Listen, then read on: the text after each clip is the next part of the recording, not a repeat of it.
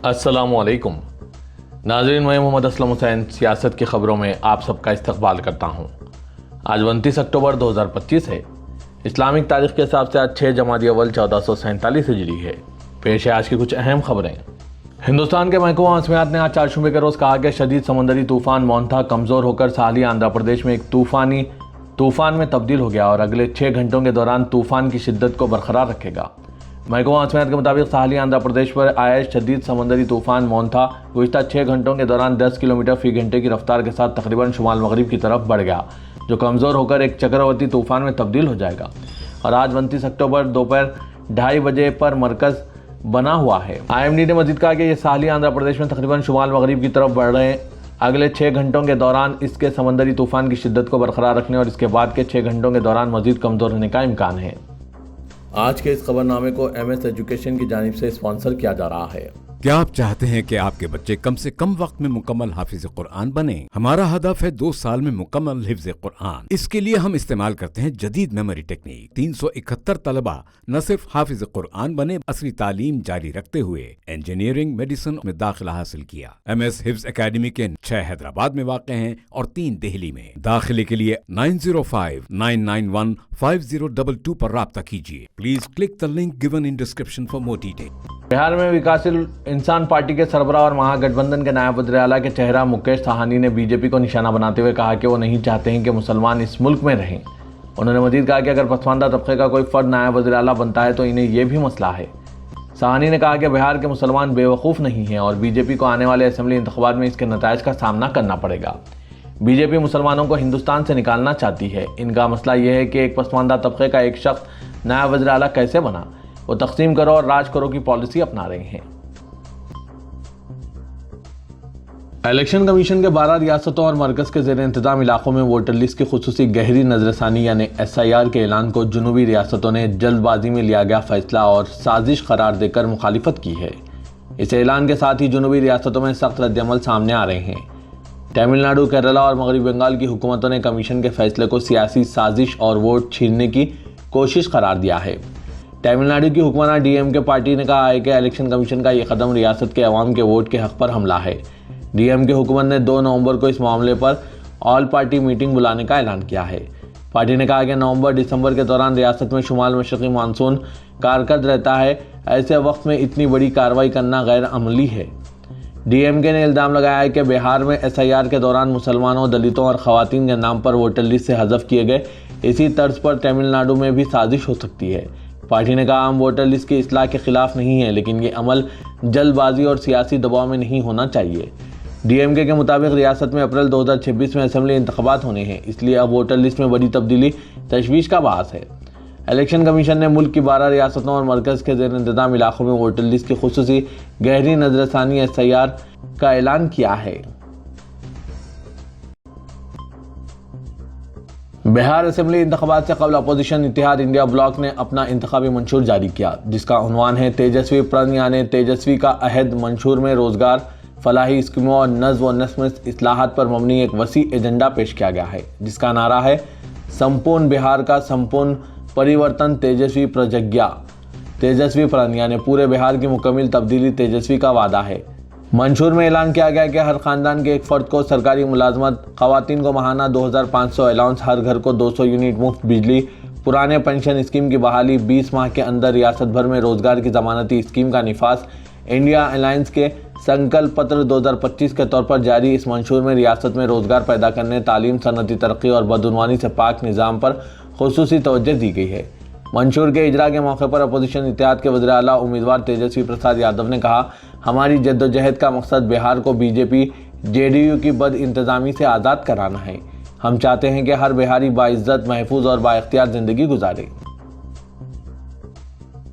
तमाम तर मुखालिफतों और अंदेशों के बावजूद किसी भी एतराज़ को खातिर में ना लाते हुए इलेक्शन कमीशन मुल्क गिर SIR का ऐलान कर चुका है, जिसके पहले मरहले में 12 रियासतों में वोटर लिस्ट पर खुसूसी नजरसानी होगी। इस ऐलान पर मुतवक्किल खतूत पर शदीद रद्दअमल सामने आ रहे हैं, लेकिन इस ऐलान से एक दिन कबल ही शहरी व समाजी हुकूक़ के कारकुनों, साबिक़ आला अफसरान और समाजी तहरीक के 300 से ज़ायद अलंबरदारों ने चेन्नई में मुनक़िदा national conclave on democratic governance and citizens rights में SIR के खिलाफ एक मुश्तरका अवामी करारदाद मंजूर की। करारदाद में कहा गया है कि इलेक्शन कमीशन ऑफ इंडिया की गैर जानिबदारी और शफाफियत बुरी तरह मुतासिर हो चुकी है। इसके किसी भी ऐलान से जानिबदारी और गैर शफाफियत वाज़ेह तौर पर झलकती है। इसीलिए इस इलेक्शन कमीशन को फौरी तहलील किया जाए और इसकी जगह एक नया और तमाम तरह के सियासी दबाव से आज़ाद इलेक्शन कमीशन कायम किया जाए। इसके साथ ही मौजूदा इलेक्शन कमीशन का ऐलान करदा SIR फ़ौरन मनसूख किया जाए। मारूफ गुलकार सोनू निगम, जिन्होंने 2017 में अजान के ताल्लुक से सोशल मीडिया पर मुतनाज़ा पोस्ट डाली थी, उन्होंने श्रीनगर में एक कंसर्ट के दौरान अपनी लाइव परफॉर्मेंस को दरमियान में महज इसलिए रोक दिया क्योंकि उस वक्त अजान हो रही थी। इस लम्हे का वीडियो सोशल मीडिया पर वायरल हो रहा है। कंसर्ट दिल झील के करीब वाक़े शेर कश्मीर इंटरनेशनल कॉन्फ्रेंस सेंटर में जारी था। सोनू निगम जो हुजूम के सामने परफॉर्म कर रहे थे और जैसे ही अजान की आवाज़ आई उन्होंने अपना गाना रोक दिया। सोशल मीडिया पर वायरल हो रहे वीडियोस में सोनू निगम अपने बैंड को थोड़ी देर तौक़ुफ़ का इशारा करते हुए भी देखे गए हैं। इसके बाद वो हाज़रीन से मुखातिब होते हुए कहते हैं कि बराह करम मुझे 2 मिनट दें, यहाँ अजान शुरू होने वाली है। हुजूम ने इस इशारे को सराहते हुए ज़ोरदार तालियों और खुशियों के साथ जवाब दिया। अजान ख़त्म होने के बाद सोनू निगम ने अपनी परफॉर्मेंस दोबारा शुरू की। बाबरी मस्जिद की दोबारा तामीर के सिलसिले में फेसबुक पर की गई एक पोस्ट पर फौजदारी की कार्रवाई को मनसूख करने की दरख्वास्त पर सुप्रीम कोर्ट ने गौर करने से इनकार कर दिया। दरअसल एक लॉ ग्रेजुएट फैयाज मंसूरी ने 2020 में बाबरी मस्जिद की तामीरों के सिलसिले में पोस्ट करते हुए लिखा था कि तुर्की की आया सूफिया मस्जिद की तरह ही एक दिन बाबरी मस्जिद की दोबारा तामीर की जाएगी। इस पर इनके खिलाफ कौमी सलामती एक्ट के तहत मुकदमा दर्ज किया गया था। इसके अलावा फैयाज मंसूरी को महज इस पोस्ट की बुनियाद पर 1 साल तक इम्तनाई हिरासत में रखा गया, जिसको बाद में इलाहाबाद हाई कोर्ट ने खारिज कर दिया। इस मामले में अर्जी पर समाज जस्टिस सूर्यकांत और जस्टिस जोए मालिया बागची की बेंच ने की, ताहम बेंच ने कहा कि इसने फेसबुक पोस्ट देखी है और इसे फौजदारी कार्रवाई में मुदाखलत करने की कोई वजह नहीं मिली।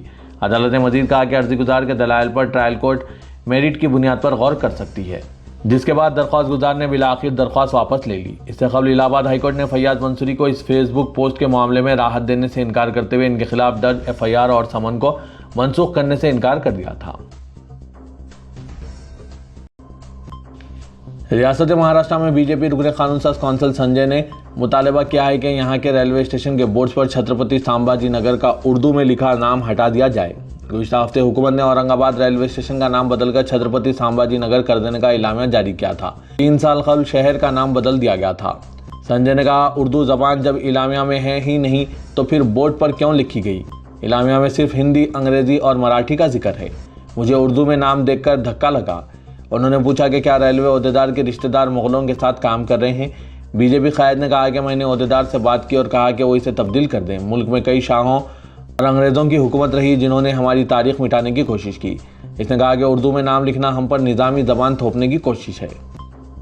उर्दू में नाम की बीजेपी कायद की तरफ से मुखालिफत पर सख्त रद्दअमल सामने आ रहा है। महाराष्ट्र में मजलिस के सदर और साबिक़ रुकन पार्लियामेंट इम्तियाज़ जलील ने कहा कि हमें तौक़े थी कि यहाँ पिट लाइन यानी मेंटेनेंस ट्रैक का इफ्तिताह होगा, लेकिन ये लोग बोर्ड्स का इफ्तिताह कर रहे हैं। अगर बीजेपी को दीगर ज़बानों का पता नहीं है तो ये इसका मसला है। इम्तियाज़ जलील ने कहा कि उर्दू ज़बान की मुखालिफत करने वालों को दिल्ली रेलवे स्टेशन की तरफ देखना चाहिए, जहां इनका सुप्रीम लीडर रहता है। सदर कुल हिंद मजलिस इत्तेहादुल मुस्लिमीन व रुकन पार्लियामेंट असदुद्दीन ओवैसी ने बिहार असेंबली इंतखाबात में अपनी पार्टी की इंतखाबी मुहिम का आगाज़ करते हुए सवाल किया कि क्यों रियासत में मुसलमान चीफ मिनिस्टर नहीं हो सकता, हालांकि रियासत की आबादी में मुसलमानों का तनासुब 17% है। ओवैसी ने मुसलमानों के साथ बुरे सलूक के लिए NDA और इंडिया इत्तेहाद दोनों पर तनकीद की। सदर मजलिस ने गोपालगंज से अपनी इंतखाबी मुहिम का आगाज़ किया, जहां उन्होंने ज़िला हेडक्वार्टर से 20 किलोमीटर दूर एक रैली से खिताब किया। मजलिस इत्तेहादुल मुस्लिमीन बिहार में 32 नशिस्तों पर मुकाबला कर रही है। दिल्ली हाईकोर्ट में 31 अक्टूबर को रिलीज होने वाली फिल्म दी ताज स्टोरी के खिलाफ मुफाद आमा की एक अर्जी दायर की गई है। फिल्म के ट्रेलर में यह कहा गया है कि ताजमहल के बंद कमरे को खुलवाया जाए, वहां मंदिर ही निकलेगा। साथ ही ताजमहल के 22 कमरों की जांच की भी बात कही गई है। अर्जी गुजार ने अदालत से दरख्वास्त की है कि यह फिल्म तारीख से खिलवाड़ है और फिरक़ेवारियत को बढ़ावा देगी, लिहाजा इस पर पाबंदी आयद की जाए। इस अर्जी पर चीफ जस्टिस की अदालत में समाअत होगी। एडवोकेट शकील अब्बास ने आज दिल्ली हाईकोर्ट में मुफाद आमा की एक अर्जी दायर करते हुए 31 अक्टूबर को रिलीज होने वाली फिल्म के ट्रेलर पर सख्त एतराज़ जताया है। मरकज़ ने 8वें पे कमीशन के दायरेकार को मंजूरी दे दी, जिससे 50 लाख मरकजी मुलाजमीन और 72 लाख वजीफे आबों को फ़ायदा होगा और रियासती हुकूमतों के अमले के मुशायरों पर भी इसका असर पड़ेगा। सुप्रीम कोर्ट की साबिक़ जज रंजना प्रकाश देसाई की ज़ेर क़यादत कमीशन की सिफारिशात पर इम्कान है कि 1 जनवरी 2026 से अमल होगा। कमीशन 18 माह में अपनी रिपोर्ट पेश करेगा। ये ऐलान बिहार असेंबली इंतखाबात से कब्ल किया गया है। एक सरकारी बयान के मुताबिक कमीशन तनख्वाहों के मौजूदा ढांचे, फ़वाइद और सरकारी और खानगी शोबों में मुलाजमीन के काम के हालात का जायज़ा लेगा और सिफारिशात को खतियत देगा। रियासत तेलंगाना के दारुल-हुकूमत शहर हैदराबाद के हल्का असम्बली जुबली हिल्स के ज़मनी चुनाव में अक़लियतों की तायीद हासिल करने के लिए क्या चीफ मिनिस्टर रेवंत रेड्डी 30 अक्टूबर को इंतखाबी मुहिम के दौरान काबीना में मुस्लिम वजीर की शमूलियत का ऐलान करेंगे। सदर प्रदेश कांग्रेस महेश कुमार गौड़ ने इंतखाबी मुहिम में मुस्लिम अक़लियत के रोल पर सरकर्दा मुस्लिम कायदीन और रहनुमाओं के साथ मुशावरत का अहतमाम किया। इजलास में इस बात का इशारा दिया गया कि मुस्लिम अक़लियत की नाराज़गी दूर करने के लिए वज़ीर आला रेवंत रेड्डी इंतखाबी मुहिम के पहले दिन 30 अक्टूबर को काबीना में मुस्लिम वजीर की शमूलियत का ऐलान करेंगे। AICC secretary in charge Telangana Vishwanathan और रियासती वज़रा पूनम प्रभाकर और जी विवेक वेंकट स्वामी ने इजलास में शिरकत की। मुख्तलिफ कॉरपोरेशनों के सदूरनशीन और सरकर्दा मुस्लिम शख्सियतों ने जुबली हिल्स में अक़लियतों की तायीद के हुसूल के सिलसिले में तजावीज़ पेश की। बताया जा रहा है कि शुरा का एहसास था कि इंतखाबी मुहिम के दौरान अक़लियती राय दहिंदों की जानिब से अक़लियती बहबूद से मुतालिक कई सवालात किए जा रहे हैं। मजमूई तौर पर मुस्लिम अक़लियत में नाराज़गी महसूस की गई है, लिहाजा चीफ मिनिस्टर रेवंत रेड्डी की जानिब से काबीना में मुस्लिम वजीर के ऐलान से मुसलमानों में फैली बेचैनी को दूर किया जा सकता है। शुरा ने मुस्लिम अक़लियत की तायीद के हुसूल के सिलसिले में मुख्तलिफ तजावीज़ पेश की, जिस पर सदर प्रदेश कांग्रेस महेश कुमार गौड़ ने मुस्बित रद्दअमल का इजहार करते हुए इंतखाबी मुहिम के बाकी अय्याम में तजावीज़ की बुनियाद पर हिकमत अमली तय करने का तयक़ुन दिया। तेलंगाना के वज़ीर आला रेवंत रेड्डी ने जुबली हिल्स की इंतखाबी मुहिम में मुतहरिक रियासती वज़रा, अरकान असम्बली और सीनियर कायदीन से ख्वाहिश की कि वो इस बात की मसाई करें कि ज़मनी चुनाव में कांग्रेस उम्मीदवार की हिमायत में इजाफा हो।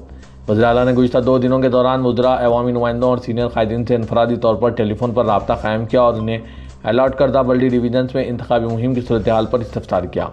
चीफ मिनिस्टर ने मुख्तलिफ ज़राए से किए गए सर्वे रिपोर्ट्स की तफसीलात से वाकिफ़ कराते हुए कहा कि ज़मनी चुनाव में कांग्रेस की कामयाबी यकीनी है, ताहम इस बात की कोशिश की जाए कि अक्सरियत में इजाफा हो ताकि हुकूमत की 22 माह की कारकर्दगी पर अवामी रेफरेंडम मुस्बित साबित हो।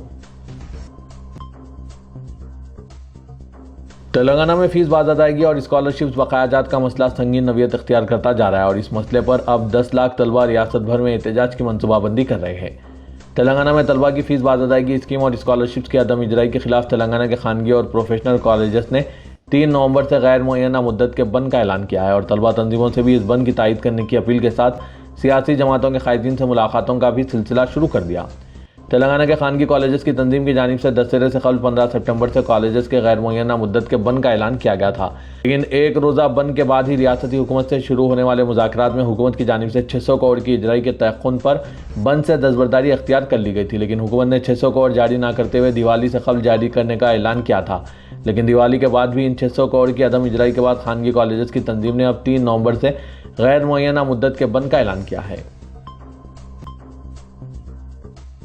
Chief justice Telangana high court Paresh Kumar Singh, जो Telangana state legal service authority के सरपरस्त आला हैं, और justice P Sam Koshy, executive chairman legal services authority की हिदायत पर 15 नवंबर को खुसूसी लोक अदालत के अहतमाम का कोऑर्डिनेशन कमेटी ने फैसला किया है।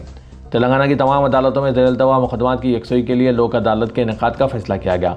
चीफ जस्टिस हाई कोर्ट की हिदायत पर कोऑर्डिनेशन कमेटी का इजलास मुनक़िद हुआ। इजलास की सदारत जस्टिस पी साम कोशी ने की और खुसूसी लोक अदालत के एहतमाम की तैयारियों के सिलसिले में हिदायतें जारी की। तेलंगाना के वज़ीर आला रेवंत रेड्डी ने तेलुगु फिल्म इंडस्ट्री की तरक्की के लिए हुकूमत की जानिब से हर मुमकिन ताउन का यकीन दिलाया। रेवंत रेड्डी ने आज यूसुफगुड़ा पुलिस ग्राउंड में तेलुगु फिल्म इंडस्ट्री से वाबस्ता अफराद की जानिब से मुनक़िदा जलसे आम में शिरकत की, जिसमें चीफ मिनिस्टर को फिल्म इंडस्ट्री के मसाइल की यकसुई पर तहनीत पेश की गई।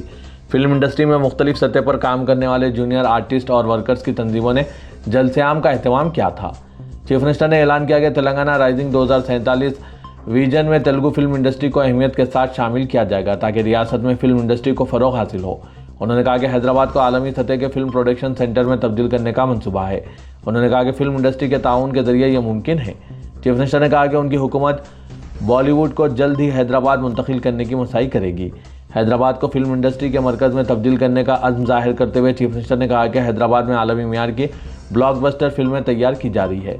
तेलंगाना राइजिंग 2047 विजन में फिल्म इंडस्ट्री को भी खुसूसी अहमियत दी जाएगी। इंफॉर्मेशन टेक्नोलॉजी और फार्मा इंडस्ट्री की तरह फिल्म इंडस्ट्री को भी हुकूमत तरजीह देगी। प्रॉपर्टी टैक्स से मुतालिक खिदमात को GHMC की जानिब से ऑनलाइन भी मुहैया किया जा रहा है। शहरियों की सहूलत के लिए और डिजिटल गवर्नेंस के तहत प्रॉपर्टी टैक्स और ट्रेड लाइसेंस से मुतालिक तमाम खिदमात GHMC की वेबसाइट के ज़रिए अवाम के लिए ऑनलाइन दस्तियाब रहेंगे। पहले ये सहूलत सिर्फ मी सेवा के मराकज़ के ज़रिए फराहम की जाती थी। GHMC अहदेदारों के मुताबिक शहरी अब घर बैठे ऑनलाइन सर्विसेज के टैब में वेबसाइट पर लॉगिन करते हुए अपने मसाइल की यकसई और दरख्वास्तें दे सकते हैं। इसके लिए इन्हें सिर्फ PTIN नंबर, TIN नंबर या VLTL फराहम करना होगा। साथ ही सेल डीड और दीगर मतलूबा दस्तावेज़ात अपलोड करने होंगे। दरख्वास्त दाखिल करने के बाद मुतालिका रेवेन्यू हुकाम तक ये पहुँच जाएगी, जहाँ इसकी तनख़ी के बाद दरख्वास्त को मंजूर किया जाएगा।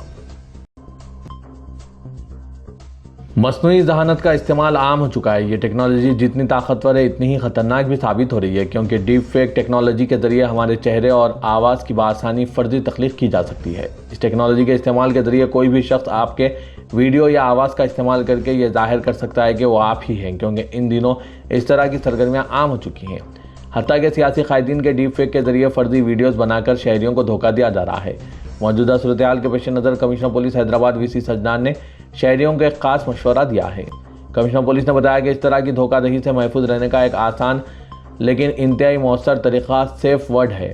ये वो ख़ास लफ्ज़ या इशारा होता है जो आप सिर्फ अपने ख़ानदान, दोस्तों और साथियों से बातचीत के वक्त इस्तेमाल करते हैं। अगर कोई मशकूक फ़ोन कॉल या पैगाम मौसूल हो तो हकीकत जानने के लिए आपके अरकान ख़ानदान या दोस्त इस शख्स से सेफ वर्ड पूछ सकते हैं, जिससे धोखाधड़ी का शिकार होने का खदशा नहीं रहता। कमिश्नर पुलिस के मुताबिक सेफ वर्ड इस्तेमाल करने का तरीका यह है कि आप अपने करीबी लोगों के साथ एक मखसूस सेफ वर्ड तय कर लें और ये सेफ वर्ड गैर मुतल्लिका शख्स के साथ शेयर न करें। हैदराबाद के मशहूर व मारूफ मशाइख घराने की इल्मी व रूहानी शख्सियत और सिलसिले ऐदरूसिया के जानशीन हज़रत हबीब मुश्तबा बिन जाफ़र बिन अहमद ऐदरूस मंगल को मुख्तसर अलालत के बाद इंतकाल कर गए। नमाज जनाजा बाद नमाज इशा मक्का मस्जिद में अदा की गई।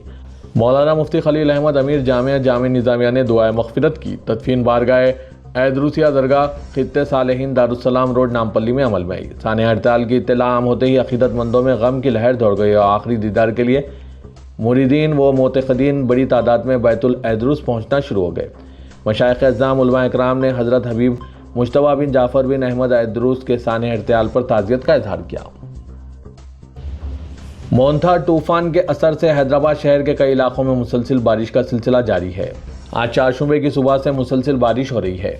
वैसे तो मंगल की दोपहर से शहर के पंजागुट्टा, खैरताबाद, लकड़ी का पुल, सिकंदराबाद, बोइनपल्ली, तिरुमलगिरी और दूसरे इलाकों के साथ साथ पुराने शहर के कई इलाकों में भी बारिश का सिलसिला शुरू हुआ। कुछ देर के बाद बारिश का सिलसिला थम गया, लेकिन रात देर गए बारिश का सिलसिला एक मरतबा फिर शुरू हुआ, जो चारशुबे की सुबह भी जारी है।